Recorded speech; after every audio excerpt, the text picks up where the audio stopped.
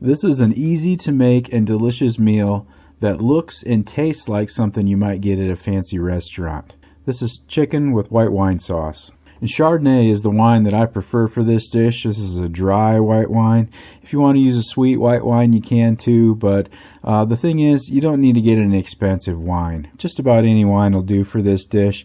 This is a little mini bottle. I think there's about 5 ounces of wine here, and it works perfect for this dish. If you can find these, I would go with these. We don't drink wine in our house, so these little bottles are perfect for cooking with. So what I'm going to do is pour this wine into a cup, and then to the wine, I'm going to add some minced onion and minced garlic. And I like to do this at the beginning before I start anything else with this recipe. And this dried onion and garlic is going to soak in the wine and rehydrate while we do the rest of the recipe. Obviously, you could use fresh garlic and fresh onion if you like. Then you don't need to soak it in the wine. But this is supposed to be an easy recipe, and this is the way I do it with dried onions and garlic. I'm using chicken breast tenderloins for this recipe. These are my cut of choice lately for chicken, but obviously you can use full-size chicken breasts or even thighs if that's what you like. But I do like the chicken to be in kind of smallish pieces like this. They just cook faster, and they're just a lot easier to manage to get the cooking right. Even when I use full-size chicken breasts, I like to cut them up in at least in half, and sometimes in thirds. I'm going to put that chicken in the pan that's oiled and heated up to medium-high heat,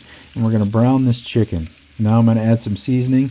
I'm going to use Badia complete seasoning here today, but you obviously could use whatever seasoning you like.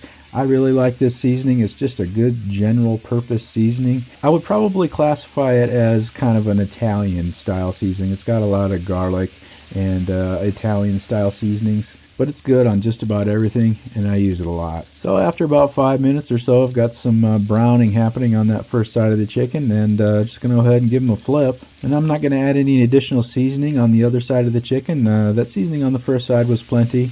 And I'm just going to go ahead and brown up the other side of this chicken. So once I've got some good color on the other side, we've got about a total of 10 minutes cooking time here. I'm going to dump in that wine that has the onions and garlic in it. And the first thing I'm going to do is move the chicken around and just kind of get up all that fond that might be on the pan and get that released off the pan and into the wine sauce. And after that's done, I'm just going to leave that pan on medium-high heat, and we're just going to reduce this wine. And I want to reduce this wine probably about 2/3 of its original volume. It's never going to get really thick, but I want that liquid to reduce down to create a really concentrated flavor. And this won't take long. I'm going to stay by the pan and just kind of move it around a little bit, make sure nothing's going to burn, and probably take 5 minutes max for us to get a good reduction of this wine sauce. And I wanted to mention, even though this is wine sauce, there is no alcohol in this dish at all. The moment that wine hits that hot pan, the first thing to evaporate is the alcohol. There's no alcohol in this dish at all, so it's perfectly fine for children or anybody else.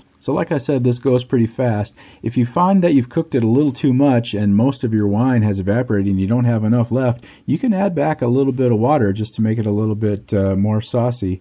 It's hard to describe exactly when to stop the reduction of the wine sauce. This is a recipe that you're going to have to experiment with a little bit yourself, and after a few times you'll get it figured out exactly when you need to stop reducing the sauce. But this is looking pretty good to me here. About 60-70% of the wine has been evaporated and the sauce has thickened up a little bit. Now I'm going to turn the burner off, and here's where the magic happens. I'm going to put in 3 tablespoons of butter. And all I'm going to do is melt this butter and mix it in with the sauce. This is going to make the wine sauce very creamy and give it some body and kind of give it a shiny look. It's just going to really add another level of deliciousness to this sauce. And no, sorry, I don't think that margarine would be an acceptable substitute in this instance. But I'm just going to move the chicken and sauce around in the pan here. This only takes maybe a minute or a minute and a half for that butter to get melted.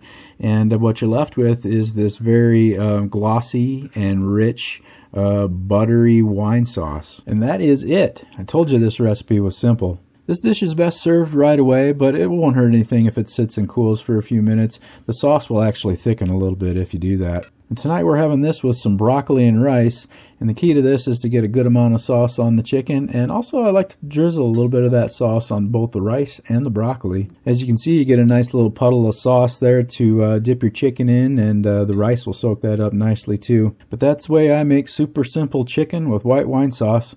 I hope you found that useful. Thanks for watching. I appreciate it. See you on the next one.